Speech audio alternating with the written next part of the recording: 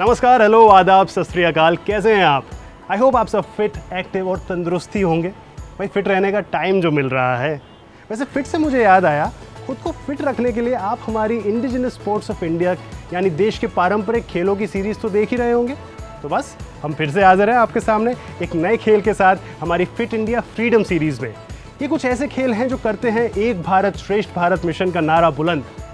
On the occasion of India 74th independence day हम आपको stress, laziness और obesity से फ्रीडम दिलाने के लिए आ चुके हैं।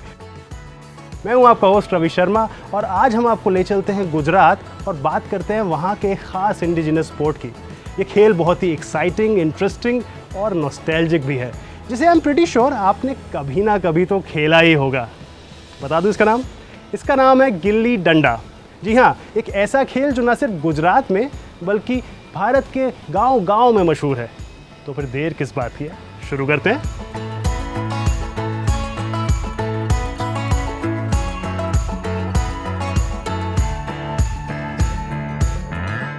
गिल्ली डंडा भारत के प्राचीन खेलों में से एक है, जिसे न सिर्फ भारत बल्कि बांग्लादेश, नेपाल, पाकिस्तान और अफगानिस्तान के ग्रामीण क्षेत्रों में भी खेला जाता है। दो अलग अलग साइज की छड़ियों के साथ खेला जाने वाला ये खेल कंबोडिया, टर्की, इटली और दक्षिण अफ्रीका के कुछ हिस्सों में भी शौकिया तौर पर खेला जाता है। आपको एक मजेदार बात बताता हूं। पश्चिम देशों में खेले जाने वाले मॉडर्न और पॉपुलर स्पोर्ट्स यानी क्रिकेट, बेसबॉल और सॉफ्टबॉल जैसे स्पोर्ट्स का मूल गिल्ली डंडा से ही प्रेरित रहा है। अब क्योंकि गिल्ली डंडा खेलने के लिए ना तो महंगे इक्विपमेंट की जरूरत होती है और ना ही किसी स्पेशल ट्रेनिंग की, शायद यही कारण है कि ये खेल ग्रामीण क्षेत्रों के हर तबके और उम्र के लोगों में काफी पॉपुलर है।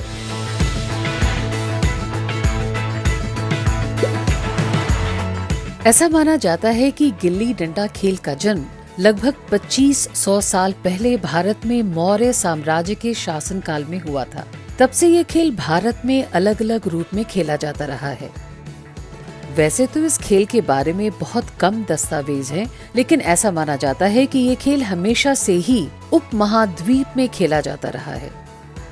उपन्यासों और लघु कथाओं में भी इस खेल का जिक्र होता रहा है, जैसे आनंदमयी सिंह की एक किताब है एज इट हैपेंड इन 1942 या फिर मुंशी प्रेमचंद्र की गिल्ली डंडा। प्रेमचंद्र ने अपनी किताब गिल्ली डंडा में लिखा है कि इस खेल को खेलने के लिए किसी लॉन या कोर्ट की जरूरत नहीं पड़ती और न ही किसी नेट या किसी उपकरण की जरूरत पड़ती है। आप बस एक पेड़ की शाखा को काट लें, उसमें से एक गिल्ली बना लें और एक डंडा। खेल शुरू करने के लिए तो 2 लोग ही पर्याप्त होते हैं। बचपन की सभी यादों में से सबसे ज्यादा प्यारी यादें हैं गिल्ली डंडा की। क्यों आया ना मजा? गिल्ली डंडा जैसे साधारण से दिखने वाले खेल की इतनी रोचक हिस्ट्री जानकर।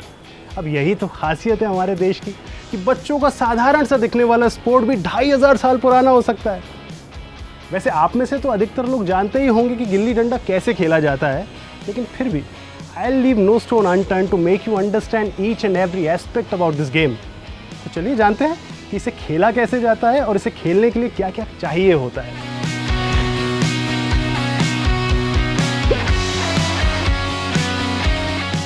गिल्ली डंडा को अलग अलग साइज की 2 छड़ियों या स्टिक्स का उपयोग करके खेला जाता है। छोटी वाली छड़ी अराउंड 3-4 इंच की होती है और दोनों सिरे नुकीले शेप में रखे जाते हैं। इसे गिल्ली कहा जाता है।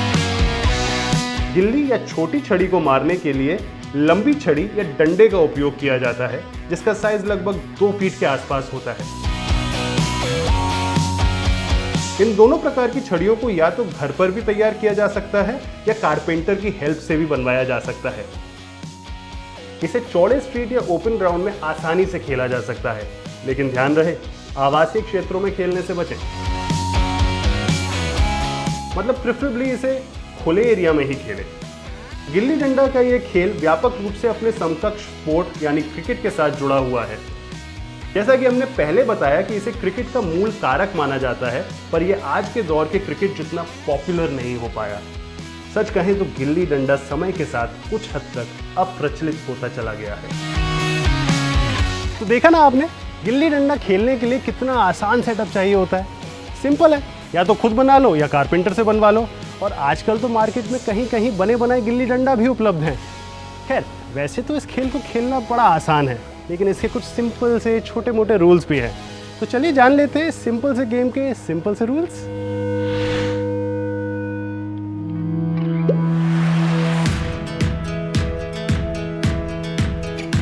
जैसा कि आपको पता है, शौकिया तौर पर खेले जाने वाले गिल्ली डंडा के रूल्स अलग अलग जगह के हिसाब से मॉडिफाई होते हैं। फिर भी आमतौर पर गिल्ली डंडा एक छोटी गोल स्टिक का उपयोग करके खेला जाता है, जो कि क्रिकेट का खेल जैसा ही है।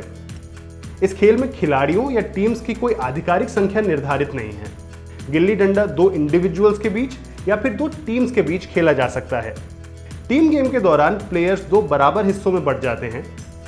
जो टीम टॉस जीते वो डिसाइड करती है कि उसे पहले फील्डिंग करनी है या फिर बैटिंग।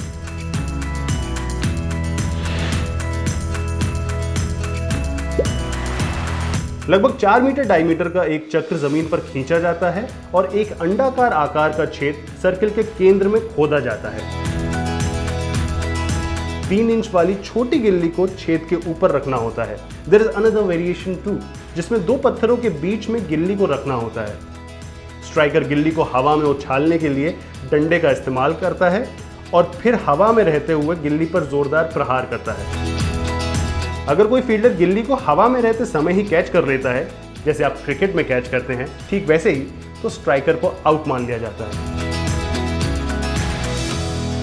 अगर गिल्ली सुरक्षित रूप से मैदान में गिरती है तो फिर गिल्ली और सर्किल के बीच की दूरी को डंडे का उपयोग करके मापा जाता है।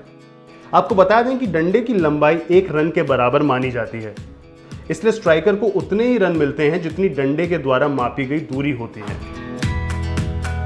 अगर स्ट्राइकर लगातार 3 बार गिल्ली को डंडे से मारने में असफल होता है तो उसे आउट माना जाता है।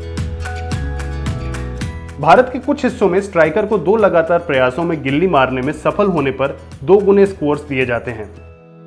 पहली इनिंग तब तक जारी रहती है जब तक सभी स्ट्राइकर आउट नहीं हो जाते। दूसरी पारी में फील्डिंग करने वाली टीम बैट करती है, जबकि बैट करने वाली टीम फील्डिंग करने आती है। कैच करो, आउट करो, रन बनाओ, मौज करो। तो आया ना आपको भी समझ गिल्ली डंडा क्रिकेट और बेसबॉल से इतना रिलेटेड क्यों है। खैर, मुझे तो चाइल्डहुड के इस गेम के बारे में बताने में बड़ा मजा आ रहा है। अब आखिर इसी बहाने मेरे भी बचपन की यादें भी ताज़ा हो रही है। खैर, वैसे तो आपको पता ही है कि कोई भी स्पोर्ट हो, डिफिकल्ट या सिंपल, अगर जीतना है तो you must possess skills better than your opponents. तो फिर देर किस बात की, आइए बताते हैं हम आपको basic skills of gilli danda.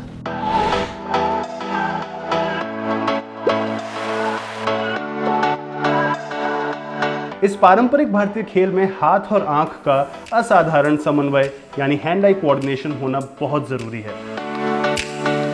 क्योंकि गिल्ली का साइज छोटा होता है, इसलिए चुस्ती फुर्ती के साथ इसे कैच या पकड़ने की क्षमता और मजबूत कलाई की बेहद आवश्यकता होती है। साथ ही टीम के प्लेयर्स, स्पेशली जब फील्डिंग कर रहे हो, तब कोऑर्डिनेशन का होना बहुत जरूरी है। जितना अच्छा कोऑर्डिनेशन, उतनी ही जल्दी आप ओपोनेंट टीम के स्ट्राइकर्स को आउट करके कम रन्स पर रोक सकते हैं। भाई, ये स्किल्स सुनने में भले ही साधारण और कम लग रहे होंगे, पर जब आप ग्राउंड पर गिल्ली डंडा खेलेंगे तब आपको इन्हीं छोटी मगर इंपॉर्टेंट स्किल्स की अहमियत समझ में आएगी। खैर, ये तो बात हो गई गिल्ली डंडा के रोचक खेल के बारे में। अब आप सोच रहे होंगे what is its current status. नहीं, हम है ना बताने के लिए। Let's go.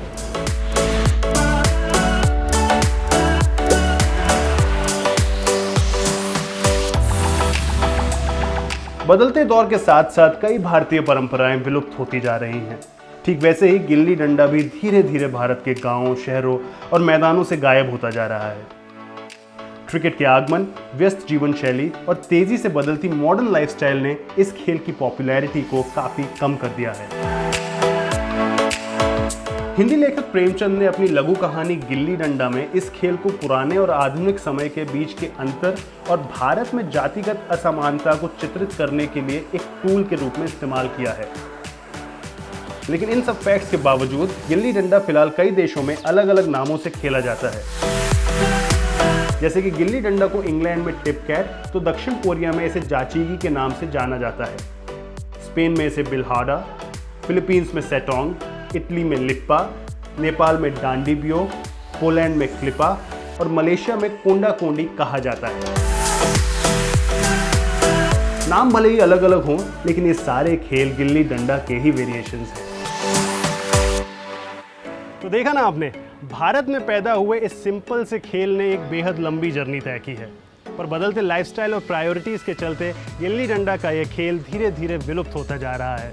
पर हम ये उम्मीद करेंगे कि हमारे बचपन का ये रोमांचक खेल देश में ही नहीं बल्कि दुनिया भर में अपनी जड़ें बनाए रखे और बच्चों से लेकर बड़ों तक का मनोरंजन करता रहे। हम ये भी उम्मीद करेंगे कि फिट इंडिया एक भारत श्रेष्ठ भारत मिशन का ये special show fit India freedom series का ये एपिसोड आपको पसंद आया होगा।